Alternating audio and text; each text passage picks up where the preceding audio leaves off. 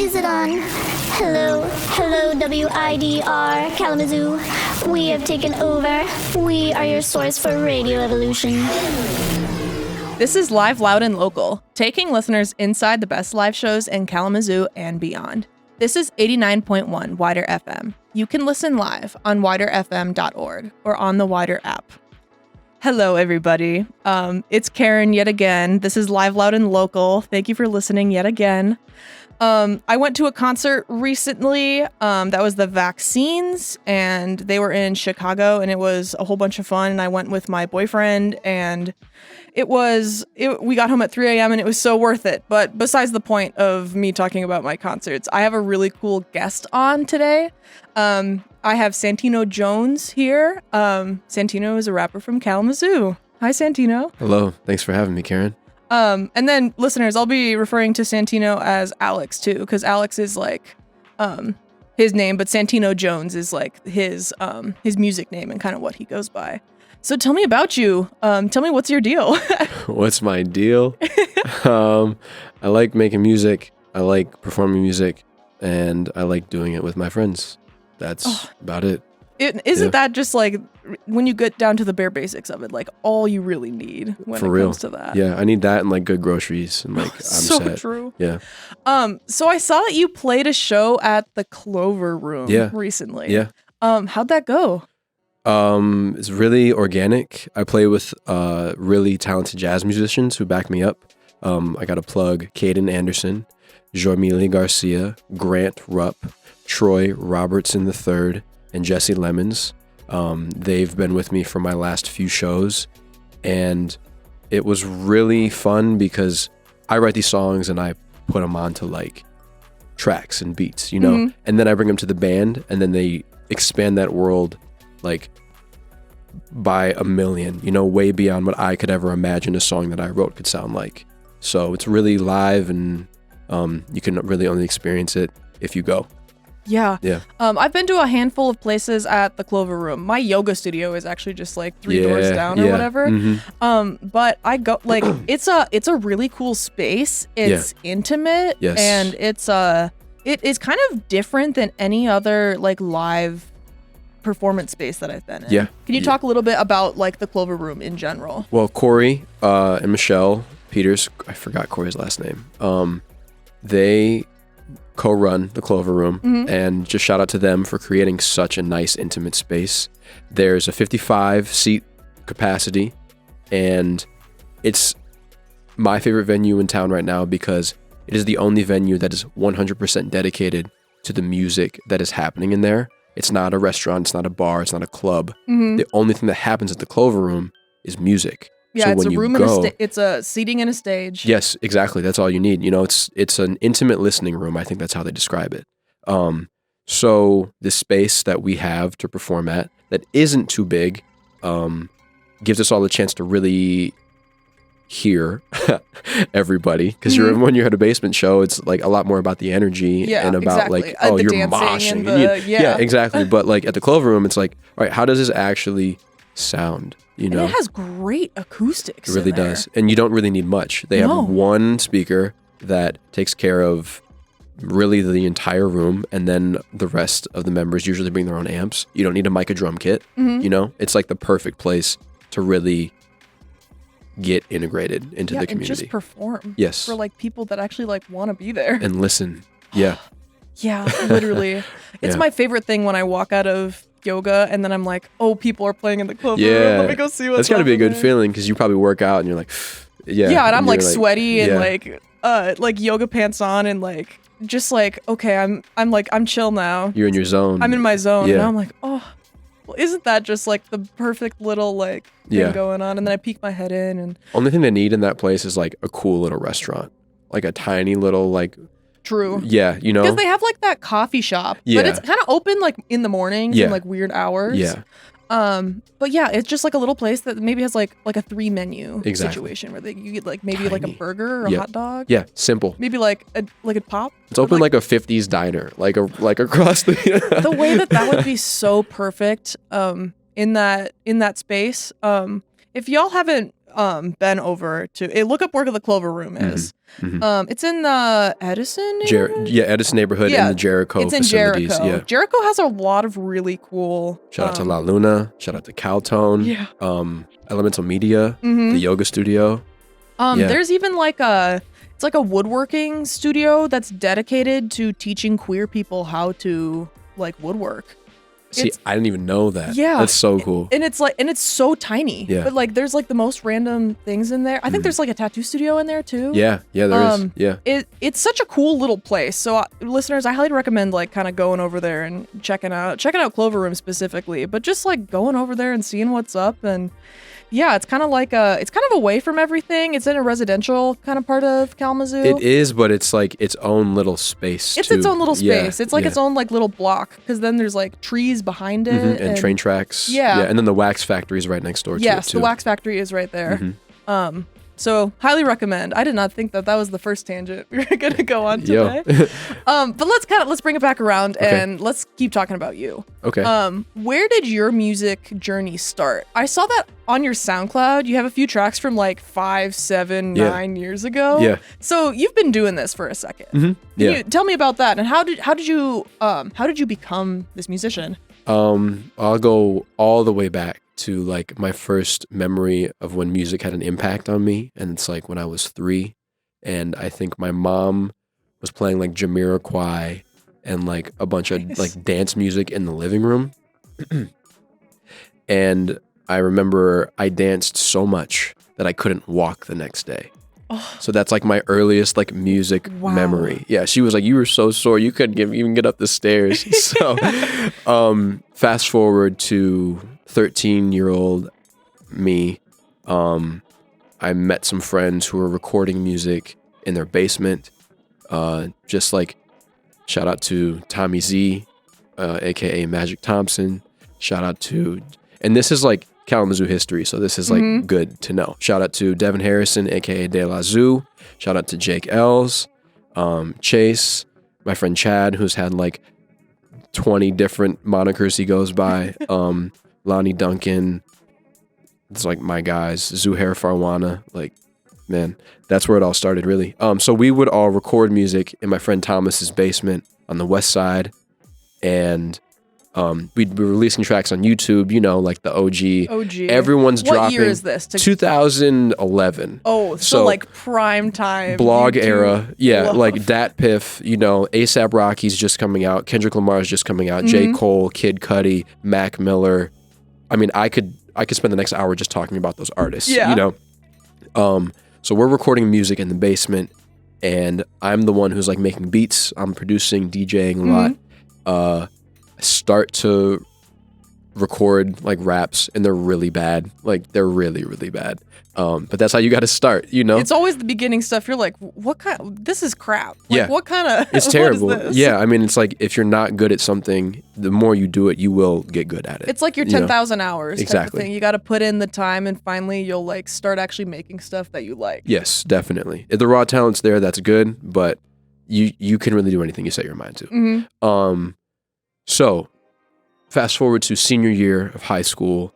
I produce the first song that I really want to record, and I go to Chicago because Chance the Rapper is hosting those open mics where he would have high school kids show up, and if you signed up and brought a high school ID, you could get to perform for him and people in the community and other high school kids who would show up. So, and in fact, that isn't the coolest thing I've ever heard ever. Yo, shout out to Chance. Shout out for Chance the Rapper. real. For real. Such a cool guy. I mean, just putting it on for the next generation, even that long ago. So I'm 17, about to turn 18.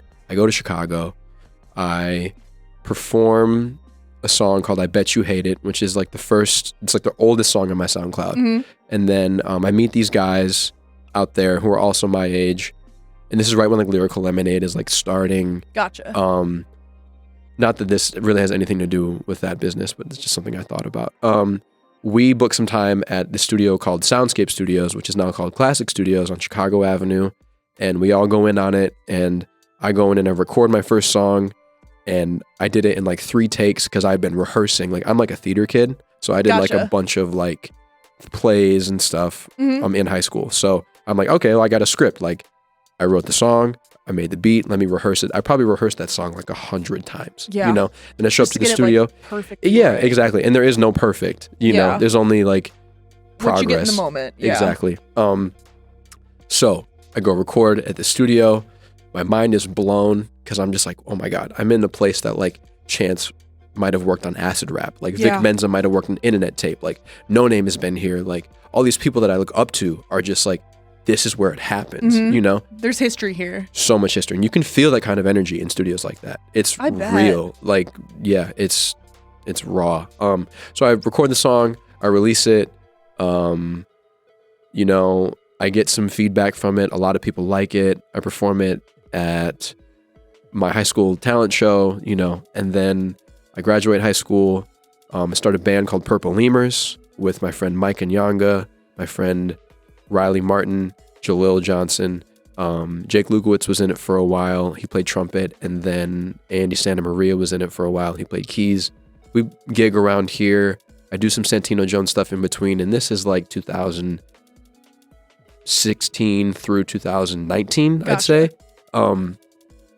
Then COVID happens, and then nothing happens. And then COVID ends, and then we did Purple Lemurs for a little bit longer. Things don't work out as they do with bands. It happens. You know? I go spend some time in Los Angeles, work on some music out there, come back, share it with the homies, turns into these jazz songs that we're doing, and here we are. And these are the jazz songs that you like performed at the Clover Room with like your core group of people. Yes.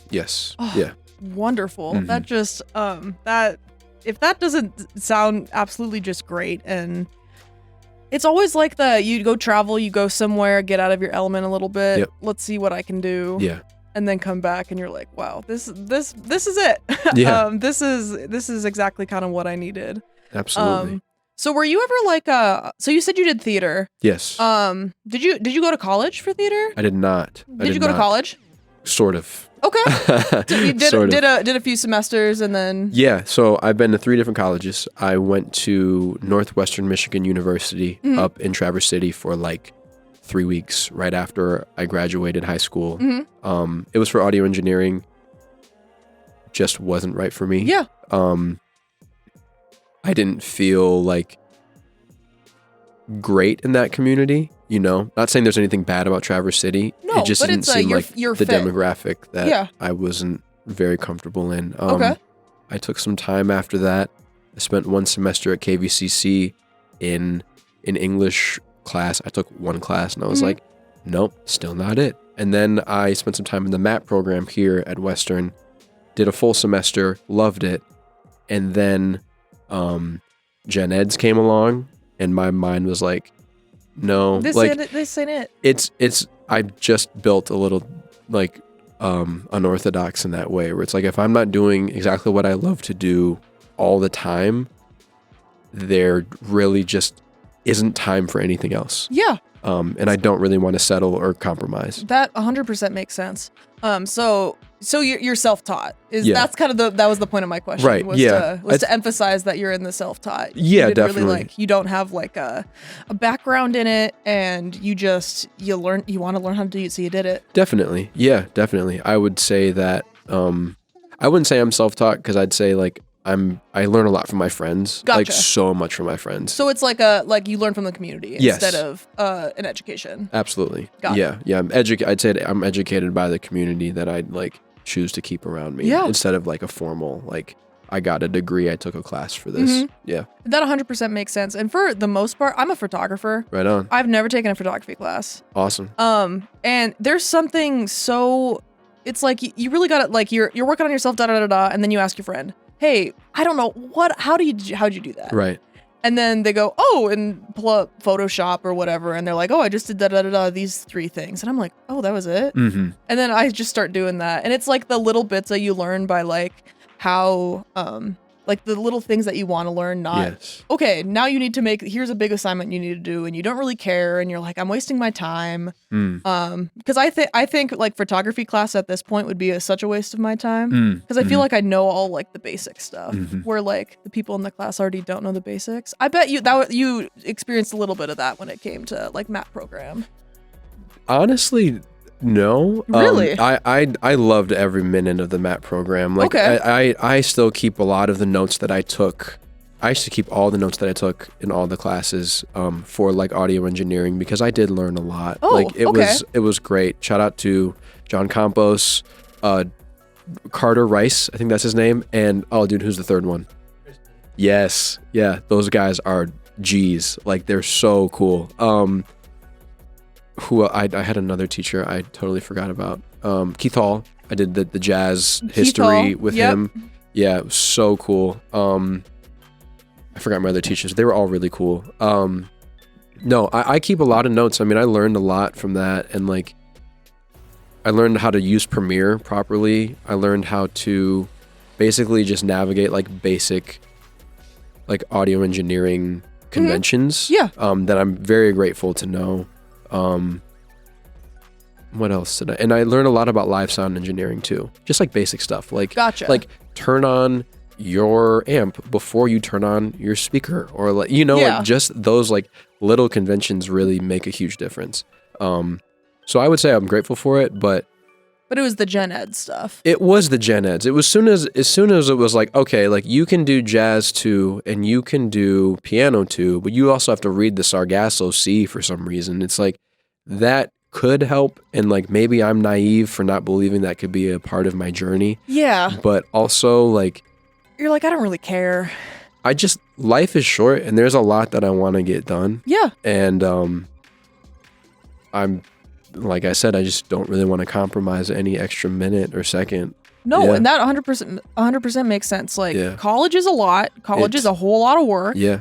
Especially if you're getting into like music school Yeah, stuff. That's yeah. a whole different ballgame. Mm-hmm. And if you're not trying to be like a classical performer, sometimes that like it isn't worth it. Yeah. I've talked to quite a lot of people in the MAT program where they're like, I love MAT. I don't really like the gen ed stuff, Yeah. but I love MAT. Yeah. And I think that really just proves it really is like the MAT specific stuff that it's like what people get. But then the gen ed stuff, I mean, there's a critique of that Yeah. in every college major.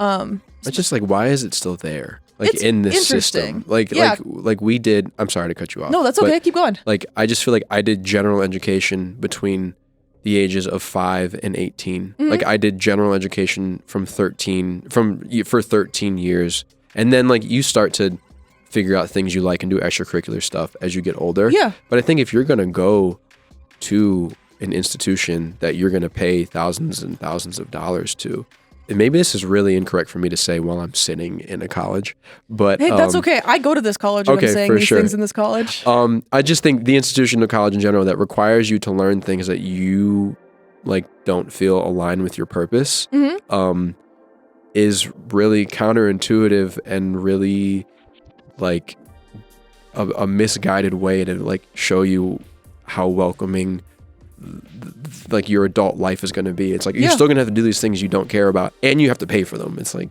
no, dude, like I wish that wasn't a requirement. No, that 100% makes sense. You know? And I think that just really emphasizes the point that college isn't for everybody. Yeah. Like I'm a person, I absolutely love college. Like if I could be in awesome. college the rest of my life, taking all those gen ed classes that like I know nothing about and I wouldn't know anything about unless I had a requirement about it. Like that's the stuff that I want to do. That's awesome. But that's just the emphasis of like even I say that and I realize people don't care. Well, some people doing something like me, like I clearly don't. And that's completely but you fine. do, and that's look at us. You know? It really is like the It's not a one size fits all. exactly. Yeah. For a little bit of context, so I have a degree in advertising, Okay. and then I also have a second degree in sociology. Okay. And I was in the Bronco marching band, and I'm in about a dozen clubs here on campus, and I have this podcast, and I love doing my 100 million little things because it works in my brain. Right on. I really, really like school growing up. So Yeah. of course college is going to be a place for me. But but I'm also not producing music like you are. Like I'm trying to like give people the platform to do that. That means so much, and thank you for having me. Of course. Like, for real. Speaking on that, I discovered you through an Instagram reel. Okay, which one? Black Sheep Music. Yeah. I saw it was you were just like rapping, and I was just doing work for this podcast, trying to like get people on, and I went, oh my God. Wow. Then I immediately DM'd you and you were like, yeah, I'll be on the show. Yeah. So quickly to like say yes about that. So let's talk a little bit about Black Sheep Music. Okay, for sure. Tell me about your relationship with it. V runs Black Sheep Music. Her name's Vania Ward. I'm so sorry, V, if I just butchered your name. That's a record label out of Battle Creek. Okay. And they run this series called The Rehearsal Room, which is seems to be inspired by like the Tiny Desk environment that features a live recording with a small audience in a library in Battle Creek, multiple cameras, light crew, sound guy, very nice setup. microphones. Yeah. I mean, immediately I was like, Battle Creek? Yeah. Because in my mind, everything big like that is going to be at least Kalamazoo, if not like Detroit, Chicago. Maybe Grand Rapids. Yeah. But I'm like, Battle Creek? Yeah. How are not more people aware of this? Because it's Battle Creek. Because it's Battle Creek. You know. Anyway, sorry, keep going about, so you did like a Tiny Desk, essentially there. Yeah, it was nerve-wracking. Was it? Oh, yeah, Why? it's one take. It's like you don't get... It's just a show. Yeah. So everything you do the first time that's it, you know? Mm-hmm. So like we had to rehearse and we had to make sure that like things were tight but not too tight. And first time I ever had in-ear monitors and it was just like a whole different thing. Yeah. Yeah. Did you have like a click track going and everything? Nope. We just all could hear each other and that was it. Oh, so that's what the in-ear monitor stuff was. Yeah. So then how is that different? Why is that so much more nerve-wracking than like a live performance is?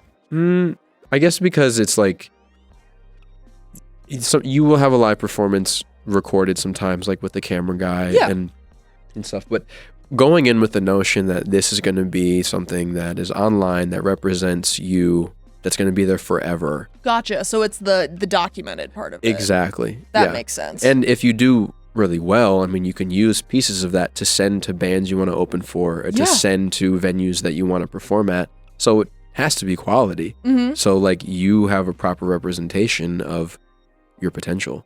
And let me tell you, it caught my attention. I appreciate that. Yeah, and I work in advertising, and I work at an advertising agency, actually. Subway is my big client I work on. Okay, right on. So like I know when it comes to like that level of like promotion and stuff, I saw that and I went, oh my God. Thank you. I think that was an incredible thing that you did, and immediately it caught my attention. And thank you. I have literally like the loop of what you said in the reel like is already coming to mind. Word. And I would literally listen to it like 4 times in a row, and then it was stuck in my head the rest of the day. Wow.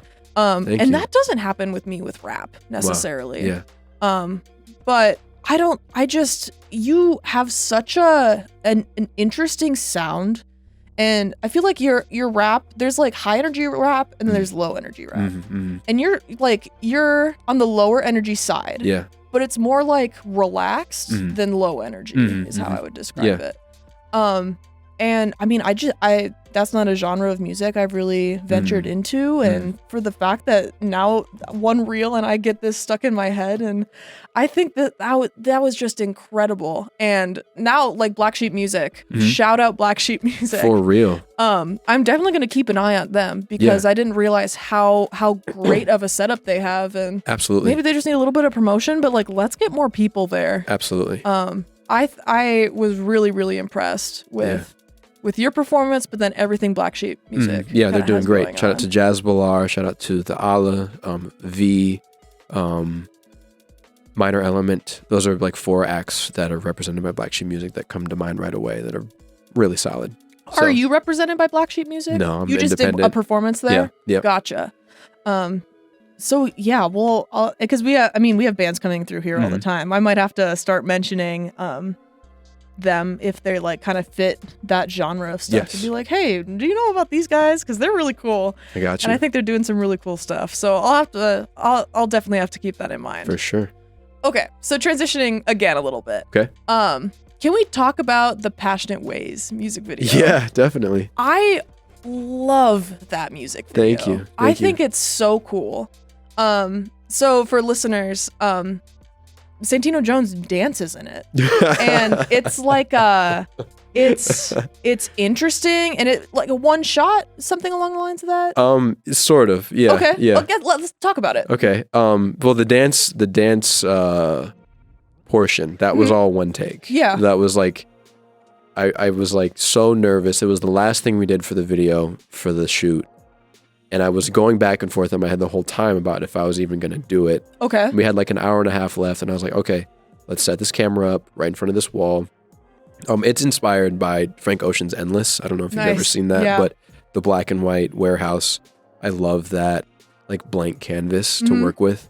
So we set up the camera, we played the song, I danced for 4.5 minutes straight, and then we took the pieces of it that felt like told the story, you know, with the most precision. And I remember right after I finished, I look at my friend Josh and I go, I'm never doing that again. Really? Yeah. Yeah, I was like, I'm never doing that again. He's like, dude, it's fine. Like you crushed it. So we book 509 Mill Street, the Lightbox. Shout out to Joanna for that connection. It was the first time I like had a shot log, first time I got to direct a video, hired my friend Jake Wagner to shoot it, and my friends Sean Burke and Josh Gibson to light it. My friend Genevieve was there as a PA, and Jack Harrison, who produced Passionate Ways, came and helped as a PA later. Small 6-person crew, 6 hours in and out. Wow. That was it. Yeah. Can we talk a little bit about your relationship with dance? Because you talked about when you were 3 years old, you started dancing in your living room until you couldn't walk anymore. Yeah. Were you in dance classes as a kid? Was it this just because you look like you actually knew what you were doing? That's good. I love dancing too, but I never look like I know what I'm doing. I'm just moving around and having fun. But it feels like you actually like. You know what's going on. Can you tell me a little bit about your... I definitely don't. You don't? No, definitely not. I dance a lot, like, at home, like, in the mirror. Yeah. I like the idea that there's a way to, like, express something through body movement. Like, you can tell a whole story just without speaking, you know, through your physicality. Most of my Instagram is, like, dancers, and that's where I pull a lot of inspiration from. I probably follow like 100 different dancers, and I just watch do you all pull, day. Like musical inspiration from dancers, or dance inspiration specifically? Both, because like I also want to make music that like you can feel in your body. You know, it's like if you can think with your body, you know, like that's a different type of communication between like music and a person, as opposed to just what the words mean. Yeah. So, yeah. My favorite my favorite genre of music I call is club music, but it's really like music I can dance to. Right on. Yeah. And there's like really like I really love like really heavy bass, like Charlie XCX. Okay. Yeah. Is someone I really like, or like a lot of remix stuff that I get like like when you think of a club, like boots and pants and boots and pants. Yeah. Like, yeah. that stuff yeah. is the stuff that I really like. So I really understand you just want to make music that people can dance to and move to. Absolutely. So it's just you in your mirror, and this is kind of like another interest of yours. And and it's another one of those like self-taught, like, you know, I've just done it alone enough where I was like, okay, bet. I mean, even that day, you know, I'm a very much like a last minute person when it comes to the things I make, and I think there's something about that pressure that brings out like the raw feeling, you know. It's like you can't like decide like 10 days before you go into a studio what you're gonna do, you know. When you're there, then that's where the energy kind of tells you what's gonna happen. So that day I was like, okay, I have all these shots, like there's shots in the video of like the one close up on my face, the one side of my face, and the shoes, and that chair that I dropped in the very beginning, like that was all planned. And then the dance, I was practicing at home like 2 hours before we went to the shoot. I was like, I have to fill and tell this story in some way. And then it just worked out. when you were recording your dancing for this, Yeah. would you say that you had you had a bit of a routine going on, or was it like, what do you mean when you say you were practicing 2 hours before? The only thing I really planned out was that very first move that I did where I walked in and pointed at my shoe and then slowly turned, and then there's this little glitch in the beat, and then it opened me up. That was the only thing that I came in was okay, let's start it like that. Gotcha. And then everything else was just I just let the music hit me and just surrendered to it. That's about, I think, and I'm not a dancer in the professional sense, and I've never taken a dance class. I wish I was in dance as a kid. But I feel like that's the whole point of dancing, is really just feeling it. Yes. At a concert, I'm always dancing. Yes. Yes. I'm always in the mosh pit. I'm always dancing. I'm always the movement is half of the fun when it comes to music, but then also like live shows specifically. Absolutely. So it really is like I do what I feel, and that's about all you can do. And yeah, everyone else is standing around and not moving, but have a little fun. Yeah. Like relax a little bit. Like feel the music a little bit. Definitely. Pause recording. Yeah, so the lights turn off once in a while. That was cool. Because we're in like the dead corner. Mm-hmm. Oh, I forgot to ask. I guess Ryan was out of here so quickly. Anyway, so that probably won't happen again. Okay. If it does, cool. And resume recording. So, I was stalking your Spotify last night. Okay. And it looks like... I found my one song. Your one song. Yeah. But then you have collaborations with people. Yeah. Stratos, Headband Henny, Ardea. My guy, yes. Can we talk a little bit about each of these projects? Sure, yeah. Let's start with Stratos. Stratos, shout out to Eddie. First feature I really ever like took seriously. Yeah, very talented musician, extremely talented musician. Great saxophone player, wonderful producer, very driven. Like that dude's drive is insane. That song, the concept was like, okay, if you're an alien coming to Earth, what do you see? Mm-hmm. You know, like what is your first reaction to like these beings and like the way that they're operating, you know, like if you're another conscious being coming here, what do you notice? Yeah. You know, we could go down a giant rabbit hole about what consciousness means to another civilization, but let's just say this is an alien with some context about what it means to be like a good living thing. Yeah. And what it means to be like a bad living thing. And like, that's where it came from. It's also loosely inspired by this Jimi Hendrix song called Up from the Skies, where it's basically like the same concept. Mm-hmm. This is just like the rap version of that. Nice. Who else did we say? We have Headband Henny. I mean, that kid is another very driven person. He's very known here at WIDR. Yeah. I mean, he's like, you know, he's leading in terms of like what it means to market yourself, take yourself seriously, play shows, be consistent, and have a positive impact and attitude about like what you want to put into your music and have an honest impact, you know? And I feel like every single bill that I see around here, he's on it. Yeah, definitely. Like, he plays every show. And that's what you have to do at the beginning. Mm-hmm, you know? He's everywhere. Yeah. And yeah, he's got drive. Yes, he does. He's a really cool guy. Yes. And I've seen him play 2-3 times at this point, opening for everybody under the sun. Yeah, it's fantastic. Yeah. But he's adding some really cool stuff to like Kalamazoo house show scene at this point. Yes, definitely. So then Ardea, is that how you pronounce it? Ardea. That's my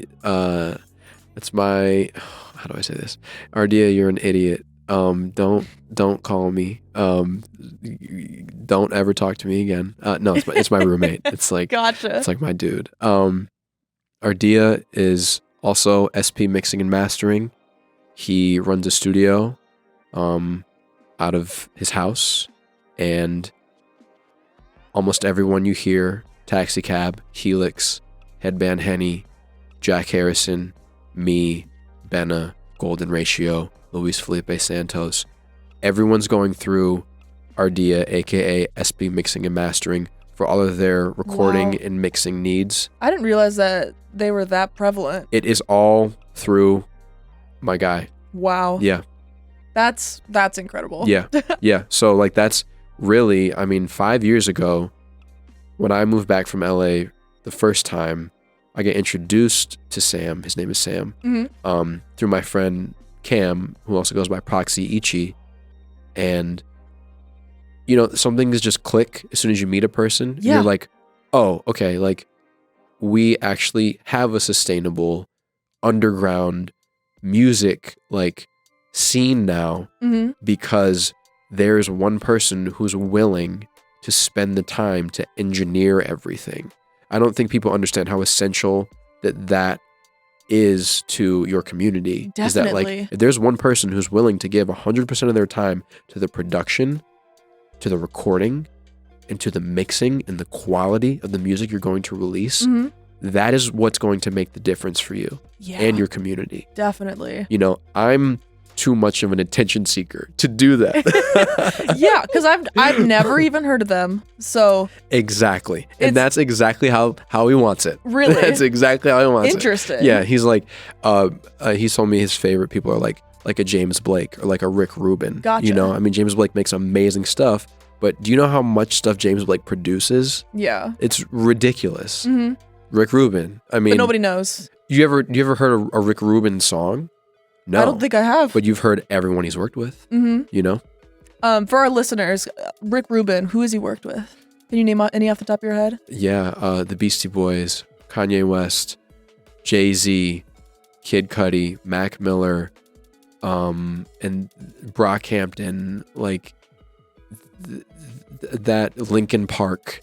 So yeah, everybody under the sun. I mean, he's been in the game for 45 years now, something like that. And he owns a studio called Shangri-La in Malibu, California. Nice. And I mean, it's like everyone's dream to go to Shangri-La. Yeah. And like, you know, he has one of his studios is an old bus the Beatles used to drive that is like in his backyard or something. Wow. Where they mix like half of like Yeezus in. Like, That's it's so just legendary. cool. Yeah.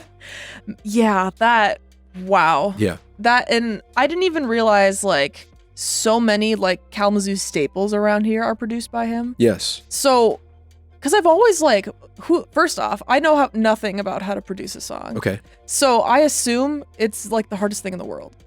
It is, and it's also the easiest. Yeah, but it really depends like how your brain operates. Definitely. Or whatever. Yeah. And like music around here, I'm like, wow, it's produced so well Mhm. for. I mean, I don't know. I assumed everybody kind of did it themselves Yeah. for the longest time. Yeah. But now knowing like it's him, Mhm. Yeah. that's so interesting. He knows everybody. Yeah, exactly. And it's low key about it. You know, keep your head down. Gangsters move in silence. Yeah, For real. He's like, I just want to do my stuff. Yeah. Don't give me any. I just like go do cool stuff now. Absolutely. Yeah. It's really Sam Peters and it's Jack Harrison. Jack Harrison is the guy who's like producing everything, and Sam is the guy who's like mixing everything now. It's Wow. like a really cool pipeline, and it's all happening in the Vine neighborhood. And of course, everything in Kalamazoo comes back to the Vine neighborhood. That's like one of my favorite things about Kalamazoo is everything that is coming out of the Vine neighborhood. Specifically like a Saturdays at Your Place. I love those guys. Yeah. They were like the first house show I ever went to. Oh, that's a and- great first house show. Yeah, Yeah. I remember listening to them when they had maybe 50 Yep. Spotify followers. Yeah, look And at them now. They're on a national tour. on national tour, and they're just doing really cool stuff. Yes. And it came out, and that's just one example of really cool people that have come out of Kalamazoo. Absolutely. And Kalamazoo's my favorite for that reason. And yeah, there's a little bit of Western influence with it, but it's mainly just the people that are here. Mm-hmm. And I think that's absolutely wonderful. I do too. So let's talk about you and Okay. what new projects are you working on right now? Well, Headband Henny and myself are going to be releasing a joint EP in May. Nice. First single will be out May 10th. I did send you guys a clean version of one of those songs if you'd like to feature them on the show. I would love to. Yeah, that is not the single. That's another song that'll be off the project. Mm-hmm. And after that, I have maybe 2 more songs this year. Gotcha. Possibly. Definitely 1. Mm-hmm. Maybe 2. Gotcha. Just depends, like, scheduling and things along those lines, or like creatively maybe 2. Both. I mean, 1 just needs the video, which I'm working on with a really good friend, and the other needs to be written, but it's one of those things where it's like, it's one of those things that's been in my head for like 6 months. Yeah. And it's itching to get out. Exactly. And if it comes out, it comes out. If not, we'll figure out another time. Yeah, let it marinate a little bit more. Yeah, definitely. The songs that I've been performing live, I don't know about those. Okay. I really don't know about those because I want to get the band in the studio. Yeah. I want to make sure that is something that is done as well as we do the live shows. No, that 100% makes sense. Yeah. And the extension of those, they may not ever extend past that rehearsal room recording. Mm-hmm. And I think that's okay. Like, if your art is telling you to move in a different direction, you need to honor that. Yeah. You can't just get stuck on, what are these other people going to think? Like, the other people are always going to resonate with you the most if you're the most honest with yourself about what you're doing. You're so right. The coolest people are the ones that aren't scared to like put themselves out there. Yeah. And know when it's time to say, I'm done doing this. It's time to do something else. Yeah. You're like, this isn't serving me anymore. Yeah. I rode the high of that. I'm done now. Yeah, exactly. It was there for a reason. It might have been there for like a formative reason, but it doesn't mean that reason like is the sole purpose you're alive. Exactly. Like, it's not about sharing it all the time. Yeah. It's just about how it like helps heal you. That's what art's supposed to do. So true. So when are you performing live next? Next show I have, I'm opening for the Man Wolves Band and Crash Prez at the Lucky Wolf Theater in Paw Paw on April 5th, I think. 6th, one of those 2 days. And then headlining at Up and Unders on April 27th with the band. That's going to be the second installation of the 616-269 collaborative shows that have been happening between 616 Records and what's happening here in Kalamazoo and Black Sheep in Battle Creek. Nice. It's going to feature Jazz Ballar, Xander Taylor, Danny Rader, Sonny Ski. Oh man, I'm blanking. Oh, and Luis Felipe Santos, and I know I'm blanking on one more artist right now. And then I'll be headlining. So it's all about networking and bringing 3 communities together in one space so we can feel a little less like isolated. Yeah, that sounds... Already I'm like, okay, what do I have going on that day? That sounds like one of the best shows of the year, honestly. We'll see what happens. And I would love to promo it. So if you have a post or anything, definitely please send that to me. I would love to get it posted all over here, but then also like all over social media and stuff. That means so much. We kick off promo next week. Wonderful. So, yeah. I'll definitely see it. Make sure I see it, and I'd love to push that out. I'll DM you. Perfect. Yeah. So then I have one last question for you. Okay. If you had a dream collaboration, who would it be with? Can they be dead? Sure. Jimi Hendrix. Why Jimi Hendrix? That dude's soul was like... It was like that. You know what I'm saying? Gotcha. Like he just lived through that guitar and the songs that he wrote. And you could tell that like that was his way out. I feel a huge kinship with his spirit, and I've always felt a sense of like freedom in everything that he did. I mean, Electric Ladyland, the third or fourth song is called Voodoo Child, and it's like a live version of like the song that is like 14 minutes long, and it's incredible. I mean, I've studied the way that he would like go into the studio, and it's like the dude would just play his songs different every night, then go into the studio and be like, okay, let's do like 8 different takes of this, and all the takes are different. Yeah. That's living in the moment. Mhm. That is being like just completely like trusting that what is going to come out is like the most honest depiction of your story, I guess. I don't know. Yeah. No, Yeah. but that so makes sense. Like just how you've talked about this whole episode of talking about how you write and how you like make your music videos and how you perform. Like of course that's like the obvious answer is because it's like you trust yourself in the moment that's going to be like what it needs to be. Definitely. Like no wonder Jimi Hendrix is like your dream collaboration. He's just the bomb. He's just the bomb. Can I do one more? Of course you can. Okay. This is hard. Now I have so many options in my head. How about this one? They have to be alive. Okay. Do they have to be a musician? No. Okay. Then it's a tie between, I like Barry Jenkins a lot. He's a movie director. And I like Francis Ford Coppola a lot too. Like I would love to work with like a film director and like create like a film around the music that I'm making or something. Ooh, and Hunter Schafer too. Yo, like that Jules episode in Euphoria is like one of the best things I've ever seen. Have you ever seen that episode before where she's just talking to her therapist and they cut to different things? And I guess she helped write that episode. And that is one of the most formative things I've really ever watched.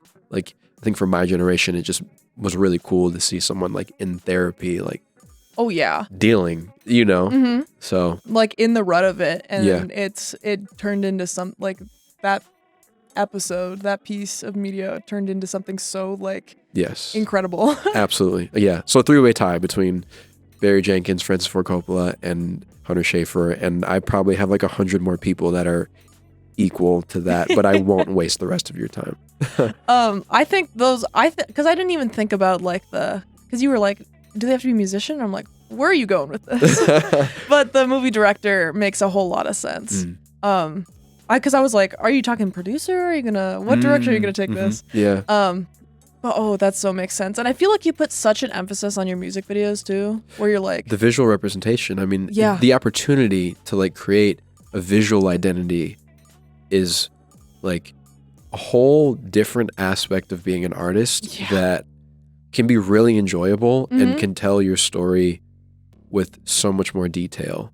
It takes a lot of work, Of course it does. but when it happens, it's like, wow, look at all these things that culminated and aligned that can really represent like my story, you know? Man, if that isn't an artist thing to say, I don't know what it is. That I'm walking out of here now. I'm like, wow, I feel so inspired. Yo. I'm gonna go like, I don't know. I'm gonna go write something. I'm a writer. That's my big thing that I've been Really? kind of driven to recently. Yeah, Very cool. Fiction, nonfiction, just I would say more like talking about. I journal a lot, but talking Nice. about my life in like figuring out the language to use about my feelings. Yeah. That's like the big one. it's a hard thing to do. It really is. Yeah. And like, oh man, I have hundreds of journal entries and I've been journaling since I've been like 14. And That's like, super healthy though. Oh, so like- healthy. It's like my big thing that like keeps me so sane. But I like Respect. the writing about it. Like I have journal entries. I'm like, this is a piece of art. Yeah. Like this is like I have one in particular I'm thinking about. I'm like, this is the best piece of art I've ever produced. You ever heard of the book Green Lights by Matthew McConaughey? Yeah.